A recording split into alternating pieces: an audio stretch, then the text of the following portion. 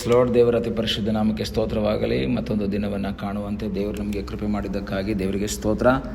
ಆತನು ಮಾಡಿದ ಎಲ್ಲ ಉಪಕಾರಗಳಿಗಾಗಿ, ಎಲ್ಲ ಆಶೀರ್ವಾದಗಳಿಗಾಗಿ ನಾನು ದೇವರಿಗೆ ಸ್ತೋತ್ರವನ್ನು, ಮಹಿಮೆಯನ್ನು ಸಲ್ಲಿಸ್ತೇನೆ. ಇಂದಿನ ವೇದ ಅಧ್ಯಯನಕ್ಕಾಗಿ ಒಂದು ವಾಕ್ಯವನ್ನು ಓದಿಕೊಳ್ಳೋಣ. ಪ್ರಲಾಪಗಳ ಪುಸ್ತಕ 3ನೇ ಅಧ್ಯಾಯ 22ನೇ ವಾಕ್ಯ. ನಾವು ಉಳಿದಿರುವುದು ಯೆಹೋವನ ಕರುಣೆಯೇ, ಆತನ ಕೃಪಾವರಗಳು ನಿಂತು ಹೋಗವು. ಈ ವಾಕ್ಯ ನಮ್ಮೆಲ್ಲರಿಗೂ ಬಹಳ ಚಿರಪರಿಚಿತವಾದಂತಹ ವಾಕ್ಯ. ನಮ್ಮ ಪ್ರಾರ್ಥನೆಗಳಲ್ಲಿ, ನಮ್ಮ ಜೀವಿತದಲ್ಲಿ ನಾವು ಯಾವಾಗಲೂ ಹೇಳುವಂತಹ ಒಂದು ವಾಕ್ಯ, ನಾವು ಉಳಿದಿರೋದು ಯೆಹೋವನ ಕರುಣೆ ಎಂಬುದು ಮಾತ್ರ. ದೇವರ ವಾಕ್ಯವನ್ನು ನಾವು ಕಲಿಯುವಾಗ ನಮಗೆ ಗೊತ್ತಾಗುವಂತಹ ಒಂದು ವಿಷಯ, ಪ್ರಲಾಪಗಳ ಪುಸ್ತಕ ಕಳೆದ ಕೆಲ ದಿವಸಗಳಿಂದ ನಾನು ಮಾತನಾಡ್ತಾ ಇದ್ದೇನೆ.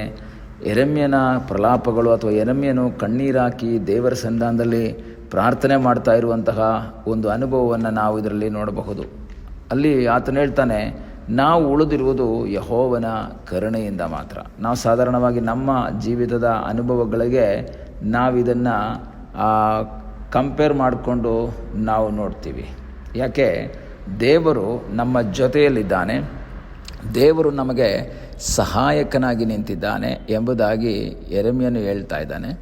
ನಾವು ನಮ್ಮ ಜೀವಿತದಲ್ಲಿ ಈ ವಾಕ್ಯವನ್ನು ಹೇಳ್ತೀವಿ. ಹೌದು, ನಾವು ಬದುಕಿರೋದು ದೇವರ ಕರುಣೆಯಿಂದ, ದೇವರ ಸಹಾಯದಿಂದ, ದೇವರ ಕೃಪಾವರದಿಂದ ಎಂಬುದಾಗೆಲ್ಲ ನಾವು ತಿಳ್ಕೊಳ್ತೀವಿ. ಆದರೆ ಇದರ ಸನ್ನಿವೇಶವನ್ನು ನಾವು ಕಲಿಯುವಾಗ, ಈ ಯೆರೆಮ್ಯನು ಹೇಳುವಂತಹ ಕಣ್ಣೀರಿನ ಸಮಸ್ಯೆಗಳನ್ನು ಹೇಳುವಾಗ ಅವನು ಹೇಳುವಂಥ ಒಂದು ಮಾತು ಏನು ಅಂದರೆ, ನಾವು ಉಳಿದಿರೋದು ದೇವರ ಕರುಣೆ. ಯಾಕೆ? ಪಾಪದಲ್ಲಿ ಮುಳುಗಿದ್ದಂತಹ ಯಹೂದ್ಯರು, ಪಾಪ ಮಾಡಿ ದೇವರಿಗೆ ವಿರುದ್ಧವಾಗಿ ಜೀವಿಸ್ತಾ ಇದ್ದಂತಹ ಯಹೂದ್ಯರು ಇವತ್ತು ಬದುಕಿಕೊಂಡಿದ್ದರೆ ದೇವರು ತೋರಿಸಿದಂತಹ ಕರುಣೆ ಅಥವಾ ಔದಾರ್ಯ ಮಾತ್ರ. ಕಾರಣ, ದೇವರಿಗೆ ಇವರ ಮೇಲೆ ಕರುಣೆ ಅಥವಾ ಕನಿಕರ ಬಂದದ್ದರಿಂದ ಇವರು ಉಳಿದಿದ್ದಾರೆ. ಅಥವಾ ಆ ಕರುಣೆಗೆ ಕನಿಕರಕ್ಕೆ ಬದಲಾಗಿ ಕೋಪ ಏನಾದರೂ ಇದ್ದಿದ್ದರೆ ಇವ್ರನ್ನ ನಿರ್ನಾಮ ಮಾಡ್ತಾ ಇದ್ದನು ಎಂಬುದು ಅದರ ಅರ್ಥ. ಯಾಕೆಂದರೆ ಅವರೆಲ್ಲರೂ ಬಹಳ ಪಾಪದಲ್ಲಿ ಮುಳುಗಿರುವಂತಹ ಸನ್ನಿವೇಶ, ಪಾಪದ ಜೀವಿತವನ್ನು ನಡೆಸ್ತಾ ಇದ್ದಾರೆ, ದೇವರಿಗೆ ಕೋಪವನ್ನು ಮಾಡ್ತಾ ಇದ್ದಾರೆ. ಆದರೆ ದೇವರು ಕರುಣೆ ತೋರಿದ್ದಾನೆ.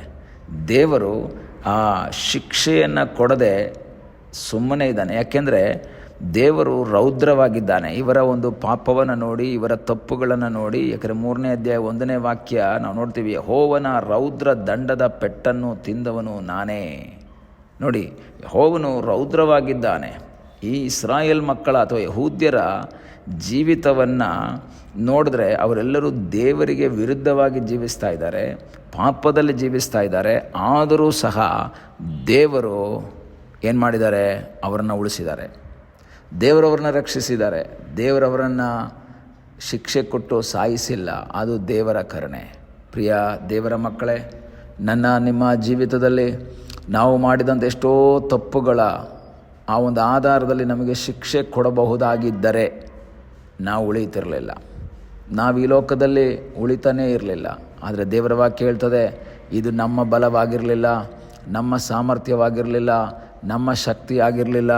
ದೇವರು ನಮ್ಮ ಮೇಲೆ ಕರುಣೆ ತೋರಿದ್ರು, ದೇವರು ನಮ್ಮ ಮೇಲೆ ಸಹಾಯವನ್ನು ನೀಡಿದರು, ದೇವರು ನಮ್ಮ ಮೇಲೆ ಸಹಾಯದ ಹಸ್ತವನ್ನು ನೀಡಿದರು. ಆತನ ಕೃಪೆ ನಮ್ಮ ಮೇಲೆ ಇದ್ದದಕ್ಕಾಗಿ ದೇವರಿಗೆ ಸ್ತೋತ್ರ. ಈ ದಿವಸದಲ್ಲಿ ಕರ್ತನಿಗೆ ಹೇಳೋಣ, ಸ್ವಾಮಿ, ನಾವು ಉಳಿದಿರೋದು ನಿನ್ನ ಕರುಣೆಯಿಂದ ಮಾತ್ರ.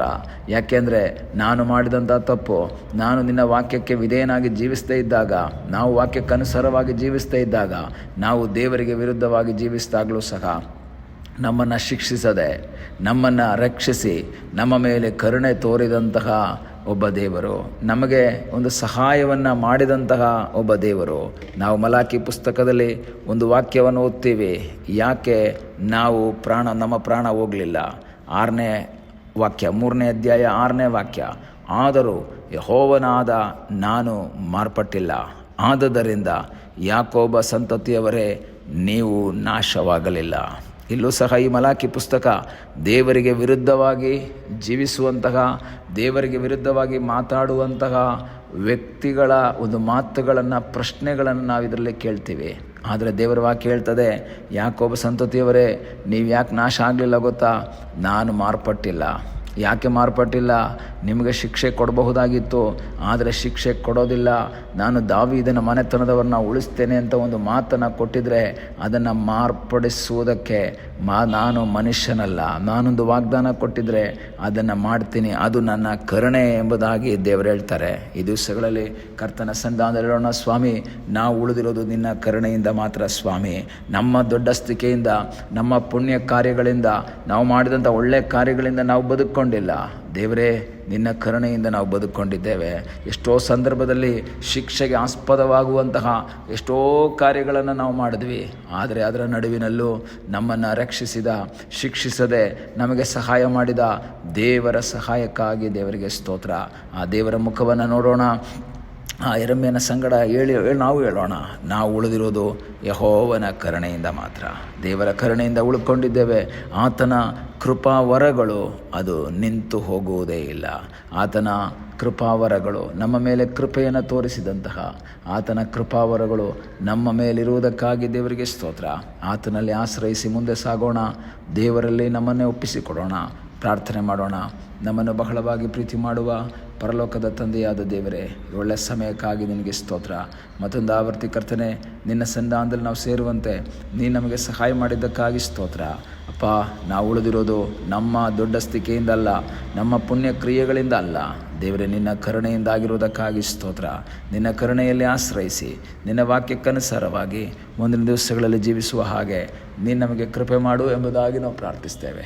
ಪ್ರಾರ್ಥನೆಯನ್ನು ಕೇಳಿದ್ದಕ್ಕಾಗಿ ನಿನಗೆ ಸ್ತೋತ್ರ. ಯೇಸುವಿನ ಮುದ್ದಾದ ಹೆಸರಿನಲ್ಲಿ ಬೇಡಿಕೊಳ್ಳುತ್ತೇವೆ ನಮ್ಮ ಪ್ರೀತಿಯ ತಂದೆಯೇ. ಆಮೇನ್. God bless you.